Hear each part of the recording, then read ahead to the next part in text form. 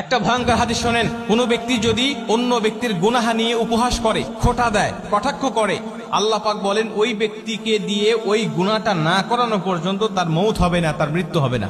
মানে আপনি আপনার ভাইয়ের কোনো গুনাহ নিয়ে খোঁটা দিচ্ছেন, কটূক্তি করতেছেন, উপহাস করছেন, মানুষের মাঝে বলে বেড়াচ্ছেন, ওই গুনাহ আল্লাহ আপনাকে দিয়ে করাবে, তারপরে আপনাকে দুনিয়া থেকে টান দিবে। কথাটা কত বড় ভয়ানক হতে পারে, হাদিসটা কত বড় ভয়ানক হতে পারে আপনি চিন্তা করেছেন? আপনি মানুষের গুনাহ নিয়ে খোঁটা দিচ্ছেন, আপনি মানুষের গুনাহ নিয়ে কটাক্ষ করছেন, আপনি মানুষের গুনাহ নিয়ে উপহাস করে বেড়াচ্ছেন, আল্লাহ আপনাকে ওই গুনাহটাকে করাবেন। রাসূল সাল্লাল্লাহু আলাইহি ওয়াসাল্লাম একজন সাহাবী মদ পান করেছিলেন। আল্লাহ রাসূল তাকে যখন মদের শাস্তি দিচ্ছিলেন, ওই সাহাবী এটা দেখে উপহাস করতেছিল এবং তাকে গুনাহগার বলে বারবার ভর্ৎসনা দিতেছিল এবং বলতেছিল সে কত বড় গুনাহ করেছে, সে কত বড় অন্যায় করেছে, মদ পান করেছে, এটা বলে বলে মানুষের কাছে প্রচার করতেছিল।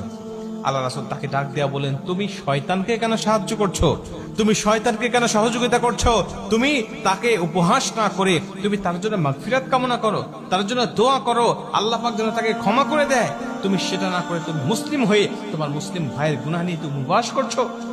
প্রিয় ভাই, যখন কোনো ব্যক্তি অন্যের গুনাহ নিয়ে উপহাস করে, তখন নিজের মধ্যে অহংকার চলে আসে, নিজের মধ্যে আত্ম অহমিকা চলে আসে। আর অহংকার হলো আল্লাহ পাকের চাদর, এই চাদর ধরে যারা টান দেয়, আল্লাহ পাক তাদেরকে ছেড়ে দেয় না। অহংকার করবেন না। এবং উপহাস করা, মানুষের গুনাহ নিয়ে কটাক্ষ করা, এটা হলো কবিরা গুনাহ।